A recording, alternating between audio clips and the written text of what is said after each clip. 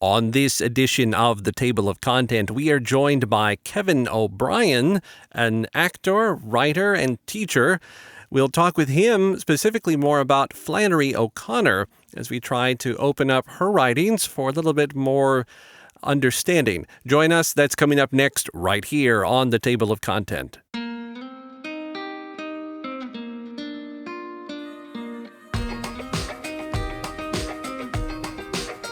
Thanks so much for tuning in to this episode of The Table of Content. I am your host, Albert Saenz, and we have the pleasure of being joined by Kevin O'Brien. Kevin, thanks so much for being with us. Well, thank you, Albert. It's a pleasure to be on the podcast. So, Kevin, listeners may not know who you are. Some of them may. They may be familiar with you from your activity with Theater of the Word, potentially EWTN, or maybe they just know the name Kevin O'Brien. But for those who may not, can you help our listeners know a little bit more about your background, your history? Well, I was an atheist for many years, as early as the age of 9. And then really through my experiences on stage as an actor, I began the long journey spiritually that eventually saw me and my wife enter the Catholic Church about 21 years ago now.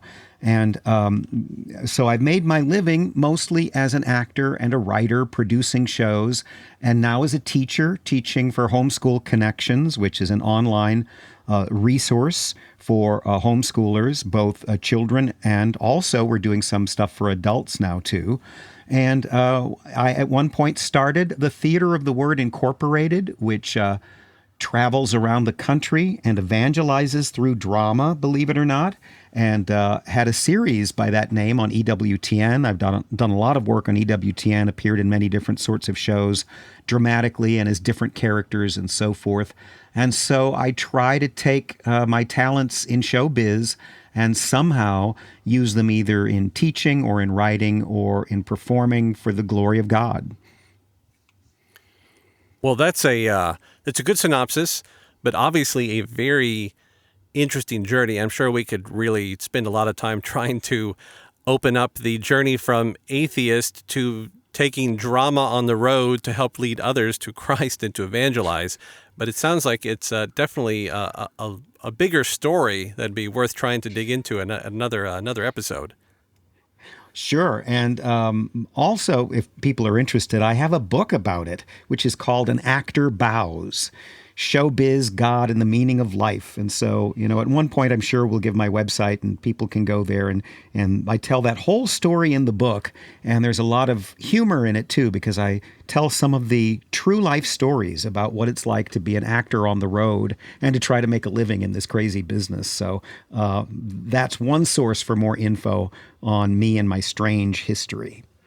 So, Kevin, as I nodded to in the intro, we're actually not going to talk a whole lot about your life, but you wanted to talk more about Flannery O'Connor, and I know you actually have some sort of other things that are coming into play now.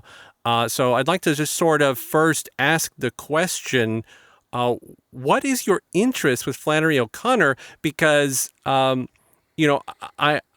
heard mixed opinions about her from people, and there's this sort of this overarching tendency to want to say she's such a dark writer and macabre. How why would we want to be interested in Flannery O'Connor? So let me ask you the question: why Flannery O'Connor? Well, that's actually a great question. After being an atheist and becoming Catholic, one of the things that surprised me was what it's like to be Catholic, day in and day out, and to deal with other Catholics. And I think one of the big problems we all tend to run up against is the faith for us can become a system or almost an external thing. We go to Mass, we sometimes pray our prayers, we do what we want. We maybe have groups of other Catholics that we associate with, and we don't necessarily live the faith or understand Christ the way we ought to. And I think it's a temptation as a Catholic, probably as a Protestant as well, to be like that. And I think Flannery cuts through that. Now, she cuts through it in a way that's rather shocking. She was convinced that her job as a writer of fiction was to write for people who really didn't believe in God. And in all of her stories, and she's especially known as a writer of short stories, although she wrote a few novels and some essays, in all of her stories, she shows us people who get struck with grace, with the grace of God. And to get our attention as readers, and to get the attention of the characters in the story, the grace comes in unexpected, shocking, and sometimes violent ways. And then you see the reaction of the characters involved. Do they resist it? Do they open themselves up to it?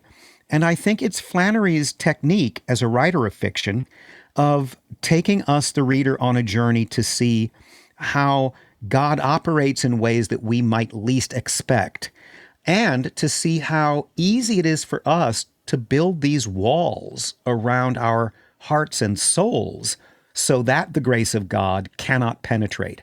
I think she really gets it. And in fact, I have a whole list here, Albert. I might try to find a couple quotes of some of the things she said in her letters that give you an idea of how deeply Catholic she was. I think there are a few writers out there who were holy in a way, though they may not have appeared to most normal people, and maybe they'll never actually be canonized as saints. But what I mean is, they took in the faith in a way where everything they did was somehow an expression of it, especially their art. When they're writers, it's their literary art. I think, for instance, The Lord of the Rings and The Hobbit, J.R.R. Tolkien, you find an entire universe that the atmosphere is breathed. You breathe it in and out, and it comes from Tolkien's relationship not only with Christ, but with the Eucharist. And that helps create that sort of world that is indefinable but fascinating. Flannery does the same thing. I think even Shakespeare does some of that, but I think we really see it in an author like Flannery, and that's why I've become more and more interested in her over the years. I'm still sort of I'm latching on to the way you described it, because I believe it's accurate, the way that Flannery sort of presents her characters and their moment of metanoia, if you will, where it's sort of shocking, it's abrupt, or it's even violent. But I can't help but think, that scripturally, God himself had to work that way with some of the people that he needed to do his work. I mean, we look at St. Paul, definitely took something shocking to take someone who was persecuting Christians and turn him into someone who was evangelizing for Christ. Definitely, you don't do that by just sort of gently asking, saying, "Would you mind helping me out?" So I think that I can sort of understand better why Flannery O'Connor depicts her characters having to go through something very sort of intense to have their shift in thinking. Well, and if you think about St. Paul in particular, and I love Paul, and in fact, I have a one-man show as Paul that I do and that we've done for many years now. Paul was a Pharisee. And in the Gospels, Jesus is more critical of the Pharisees than any other group of people, certainly more so than tax collectors or prostitutes. The Pharisees were particularly in jeopardy of their souls because they were so filled with pride and they were convinced of their own righteousness. And that's Paul before his conversion, so much so that he's persecuting Christians and making sure that Christians are rounded up and imprisoned and killed. And then when Paul is confronted by Jesus on the road to Damascus, Christ says, Saul, he says at that point, Saul, Saul, why are you persecuting me? Now, I realized at one point that that's an echo to the Old Testament where Saul, King Saul, the first king of the Israelites, is pursuing David, who then becomes the great king, And David at one point stands on a hill opposite and yells out, Saul, Saul, why are you persecuting me or pursuing me? So that when that happened to St. Paul, he must have known, oh my gosh, I'm Saul and Christ is David. What have I been doing with my life? He's struck blind for 3 days, and he has a complete, as you say, metanoia or conversion, but he had to be hit with that, and he had to be hit upside the head. Now, in Paul's case, he responded to it, and he put his hand to the plow, and he didn't look back. But, I mean, Paul's a particularly powerful character. For the rest of us, we get hit upside the head with grace, and either we ignore it, or we don't recognize it as grace, or we continue to resist it, because that's who we are. That's Right. why we need a savior. Right. Exactly. So let's move into Flannery here. Now, I'm sure there's a wealth of information, but let's try to maybe take a couple of her stories that you'd like to sort of focus on and kind of see where we can go from there. So what's one story you'd like that personally you enjoy trying to expound upon? Well, as we're going to talk about in a minute, I'm starting an online Flannery O'Connor book club, and I've had sort of a prototype of that going on for a while. And we always start with a good man is hard to find. Well, sure. And, I was thinking, why not just go right to it? And that's one of the most shocking and disturbing of her stories. But there's a pattern in her stories, and the pattern is she typically gives us characters who are full of themselves in one way or another. Sometimes she makes them yuppies. Sometimes they live in cities. All of her stories take place in the South. And so often we're given these characters who, they're like this, and they talk. Some of them don't have teeth, and they're kind of backwoods. So she gives us a lot of colorful characters. She gives us great prose and tremendous dialogue. And then sometimes either these you might call them rednecks, or the yuppies on the other end of the spectrum, she shows them in situations that challenge them and put them at a kind of what I would call liminal experience, where they're at the very limit of existence. And in some of her stories, as in A Good Man is Hard to Find, when things get hot and heavy toward the end and it builds to a climax, all of the characters are under this very bright sky, and yet there seems to be no sun out, which symbolically is a way of saying that they're closer to the edge of reality. They're closer to God in a way.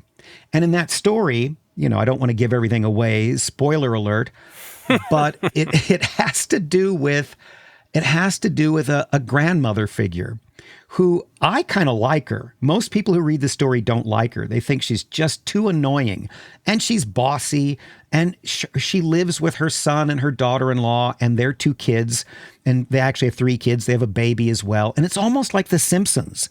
It's almost like an early version of The Simpsons. It's a tremendously dysfunctional family. And the grandmother is doing her best to try to make everybody happy, but she's also kind of bossy. She's very judgmental. She's, she talks about, she's a racist. She's got her faith, and she's able to judge everybody else as being below the bar, whereas the reader begins to understand pretty soon that the grandmother herself is the woman who has some real issues. By the end of the story, she and the others are confronted with a character called the Misfit. And if you think about it, Albert, in a way, we're all misfits. Certainly, if you look at the apostles, Jesus chose 12 misfits. He didn't choose 12 people who kind of had it made. He chose the people who were either fishermen or tax collectors, and who probably, at least when they followed him, they couldn't quite get it right while he was on earth. Mm-hmm. They couldn't quite understand him. Yep. And then they all run away from him when he needs them the most. And in a way, we are all, as the Bible says, strangers and sojourners on this earth.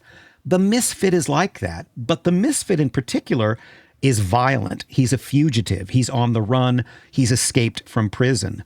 And there's an interaction between the grandmother and this fugitive where her life is at risk because he's so violent and frightening. And she has this moment where she understands that as bad as he is, he's kind of her son. Now, not literally her son, because her real son is a mess, in a mess in a different way than the misfit is, but she recognizes a kind of relationship between her, and she's very judgmental and condescending, and him. And he is this character who's done a little bit of everything and is trying to scrape together a living legally or illegally. And even though he's on the outskirts of society, she has a flash where her heart goes out to him. She loves him and she reaches out to him and he reacts in a very negative way. That's the moment of grace in the story. And I think if you have a book club like the one I'm starting, if you have somebody who leads it with passion and who understands Flannery a bit and who loves the fiction, then maybe the readers can start to understand, oh, this is what's happening. And this is why these stories are actually deeply Catholic, even though they seem to be grotesque or they are, they're just violent and shocking. Well, if you get past that, you can see the techniques that she's using and how she's really dealing with the human spirit and our interaction with the mystery of God. In fact, let me just quote a little bit from what she wrote to one of her friends. Okay. She says, "One of the awful things about writing when you are a Christian is that for you, the ultimate reality is the Incarnation. The present reality is the Incarnation. Nobody believes in the Incarnation. That is, nobody in your audience. My audience," she writes, "are people who think God is dead. At least these are the people that I am conscious of writing for." And before we start ourselves getting prideful and saying, well, I believe in God, I don't think he's dead, she writes elsewhere, she says, "Then another thing, what one has as a born Catholic is something given and accepted before it is experienced.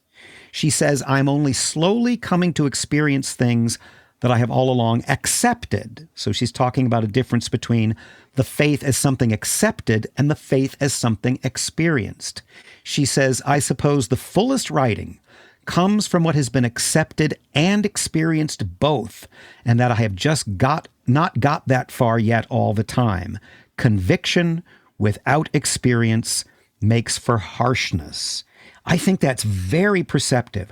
Conviction without experience makes for harshness. And we might go around convicted in the truths of the faith, and yet if we don't experience the love of God through prayer and the sacraments, and the love of our neighbor through trying to do good, we end up harsh because we've got the faith, but we don't have the experience to live it out. That, I think, is what she's doing in all of the fiction she's writing, is bringing us that kind of experience through fiction. Okay, I was born and raised Catholic, but I did not start to experience my faith until maybe around I was 13. And that was when I got into youth ministry, right? So it was this sort of like, hey, great, now I get to hang out with other people that say that they're Catholic, they're my age, and we do all these sort of fun things together, and there's music, and we jump up and down, and we raise our hands. Right. And that was sort of like this like initial transition. I thought, hey, this is great. Look at what I'm doing. I'm being a good Catholic, quote unquote. But no one had sort of taken me to that next level to really sort of expand upon the sacraments, to expand upon the Eucharist, upon reconciliation, expand upon what the church really is. And that didn't come till I was 19. So I spent about 6 years sort of just in this sort of high point, being like, this is great, this is great. And then I was walloped when I actually, for the first time, was introduced to sort of the really sort of sacred truths, the capital T in tradition of the Catholic Church. And it changed. It just, my outlook on the church changed, my life experience changed. And so began almost, it was a more difficult journey because obviously I was going into adulthood at that point. Now I'm sort of confronted with the real sort of almost cross to carry, from what I thought I was like, oh yeah, I'm burdened. It's like, well, no, now you know really what you're supposed to be doing. So I imagine that from Flannery's sort of perspective, and how she was saying how she sort of is still trying, in her quote that she was saying, she was still trying to sort of experience, still trying to sort of figure out, Yes. what exactly the faith really was. And as prolific as she was in her writings and as dedicated as she was to her faith, to sort of be in that position and to have someone like Flannery O'Connor say, well, I'm not done yet. I'm still working at it. And that's maybe the story for all of us. We're all Yes. still working at it. Yes, yes, indeed. I agree. And it's interesting to hear her write something like that when you recognize that she was struggling as well. And I think that's good art can come from that. It comes from the struggle of the artist. And so, yeah. And the other thing that Flannery wrote at one point to one of her friends, and this has to do with experience. As you said, you began to experience by the time you were 19 or so, Albert, your faith in a more intimate way. She actually said that she didn't like using the word love loosely. She said, I prefer to use it in its practical forms, such as prayer, almsgiving, visiting the sick, and burying the dead, and so forth. And I think if you would say, well, why would she say something like that? We all talk about love, but if you think about it, especially if we hear homilies about how God loves us, or we, love God, love your neighbor, and so forth. That's all great, but if we think of it in that way, we're distant from it and we're not experiencing it. But for instance, if you have a sick baby and you're up all night, or you're changing a dirty diaper, or you're dealing with, during the pandemic, you're dealing with your spouse and you've been homebound and you're ready to kill each other, that kind of mutual forgiveness, that's love in action. And when we experience it, it's a totally different thing than when we think about it as a sort of separate concept. So, and that's really what good fiction always does, whether it's Flannery O'Connor or anybody. It enables us, through our imaginations, to enter into an embodied or an incarnated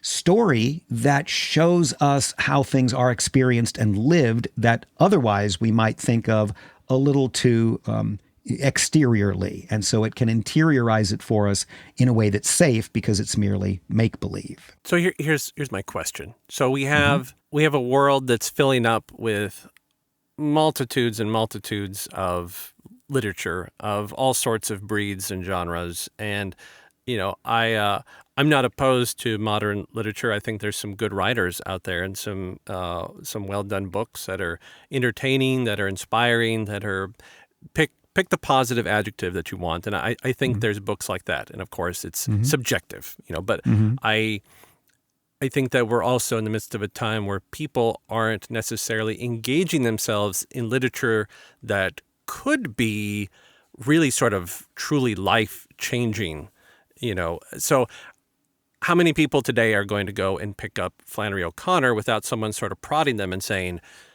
look, you really need to read this story. You need to pick up some Flannery O'Connor, and you need to sit down, you need to read it and get your eyes opened.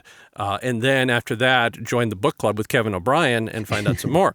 So how do we get a society which is sort of shifting its gaze towards a world encompassed in a kind of 4x6 screen held in their hand, and full of distractions and full of social media, and trying to go from that to picking up Flannery O'Connor so that hopefully, and she may not be for everyone, I acknowledge that, she may not be, but how do we get Flannery O'Connor, or at least things like Flannery O'Connor, into the hands of people who maybe really need a revelation? Well, that's a great question. I think community is part of the answer, because even in Scripture, you have the story of Philip and the eunuch is trying to read something in Isaiah, I think, in the Old Testament, and he doesn't understand it. And he says to Philip, how can I understand this if no one explains it to me? Well, we're all in that position. This is why there is such a thing as education. Now, the one good thing about the internet, well, there are many good things about the internet. One of the really good things about it is it can build this sense of community especially at a time during a pandemic when people can't necessarily gather as frequently with others in person.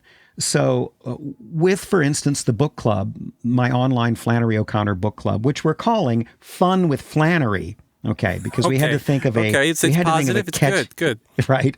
So, one of the things about this is, I think, with book clubs, if a book club is run well, the people who are members of it start to get to know one another. They're focusing on the same thing, and especially if they like what they're reading, and it builds this sense of friendship and community and helps people to understand what they're reading. And if they're reading something good, if they're reading good art, good works of literature, it will raise their hearts and minds beyond themselves and bring them closer to God if it's a well done work. So that's the plan with our Fun with Flannery book club. Is, as you can tell, I mean, I really love the writing, and I try to convey it in a way that's exciting and enthusiastic to help people get enthused about it. And people are going to be confused. They're not going to understand. They won't be able to know why are there moments of violence in these stories? What's going on here? But I think we're going to do a different story every month, and it's pretty easy to read a short story a month. You know, we're all very busy, but most people can fit in at least one short story a month and then grow in our appreciation of her and of what she's doing, and hopefully grow in our faith at the same time. So that's my plan, and I think that's what people need. And the other thing that's interesting to me is people want it. There's a real demand for it. There's more and more online education, including for adults, and there's more podcasts. You know, think about that. That it's really a kind of revolution in our society where people are getting educated. You see that people are seeking out difficult and challenging intellectual subjects because they're hungry for that. And I think if you give people the opportunity to enjoy and engage in challenging intellectual subjects or good literary art, that people will respond to that and actually enjoy it. I completely support placing content out there that is more intellectually stimulating and that can generate a conversation and, God willing, potentially, even if it's only one small, minute item, maybe place a thought in someone's head that he didn't have before that just might grow, that might be the seed that would grow into something great. There you go. Well, amen to that. And it sounds like you're doing that with this podcast. Well, you know, we're trying to do our best. You know, it's wrapped up around audio theater, but the chance to sort of give now an opportunity to let other people hear about writers, authors, playwrights, and try to open them up in a way that hopefully may lead someone, maybe after this, to maybe just pick up one Flannery O'Connor story and read it with a way that they wouldn't have done before. So if we do that with this podcast, I will call it a success. If you get one person in your book club from this podcast episode, I will call it a success. I bet you we will, and we'll probably get more than that. So with that in mind, why don't I tell some of the details about it, how people can find out about the book club and join it and all that, okay? Yeah, go ahead and give the details here before we run out of time, and then we'll wrap up after that. Okay, so my website that deals with this sort of thing is classeswithkevin.com, because my name's Kevin. So you just type in classeswithkevin.com and you'll get to my website. And at the very top, there's a little post about the Flannery O'Connor Book Club, and you click on that, and to register for it, it takes you to another site that goes into detail. I've got a little introductory video. I talk about what we're going to be doing, and then you just sign up for it. We're going to be meeting on the second Tuesday of every month, beginning March 11th. So the second Tuesday of March is our first meeting. We're going to be discussing in that first meeting the story A Good Man is Hard to Find.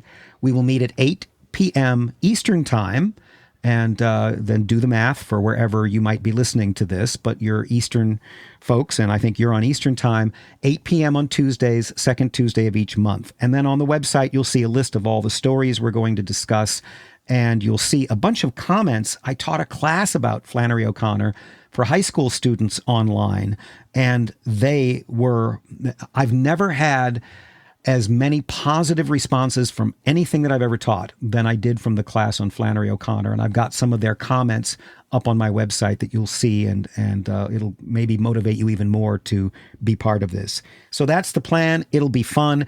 And if you're in the book club and you're confused about the stories or you don't get it, that's fine.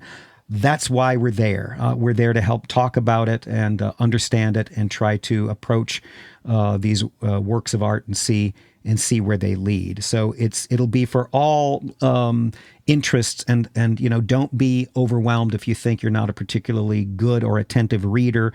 You'll learn how to do that as the book club continues. So I invite everybody to participate. Okay, so that's classeswithkevin.com, and that will take them the rest of the way to sign up for the first meeting coming up on March 11th, right? Right. Okay. Now, just for anyone else who's listening, Kevin, do you have if anyone's more interested actually in more about you or the Theater of the Word or classes, where else can they find information about you? Well, on my catch-all website that deals with everything I do is grunky.com, grunky.com. Okay, I'm sorry. What? Grunky. Why grunky? Why grunky? Grunky is a word that G.K. Chesterton coined when he was 5 years old to describe his spirituality.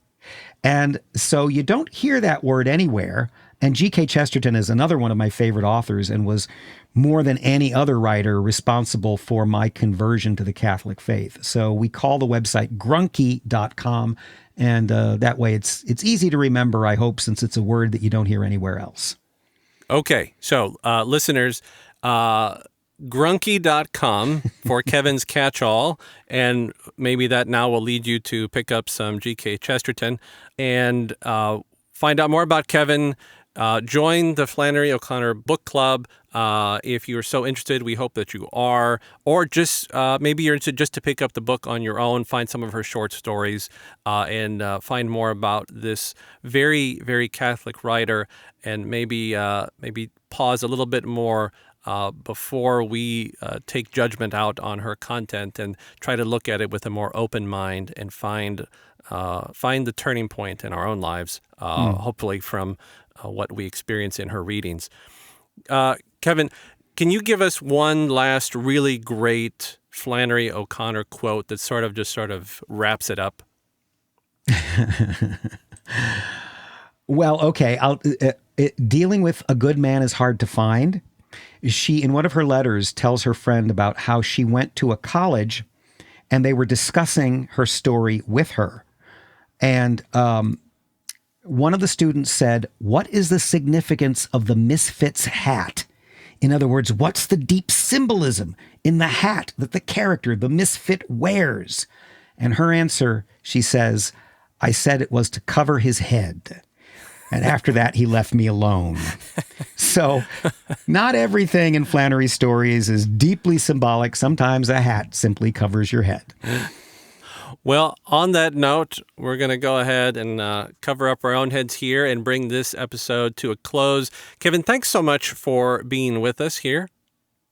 Well, thank you, Albert, and God bless you and everything you guys are doing there. It sounds like you have a great ministry and apostolate, and I'm enthused to even be part of this with you. Well, we're glad to have you, and maybe again we'll find some another episode to take up more, maybe a more in-depth conversation about your own life, or maybe more about Flannery O'Connor. Great. Okay. Ladies and gentlemen, thanks so much for tuning into this episode of The Table of Content. Always glad to have you on board, and we hope that you will tune in again next time on The Table of Content. Until then, be good, stay safe, peace.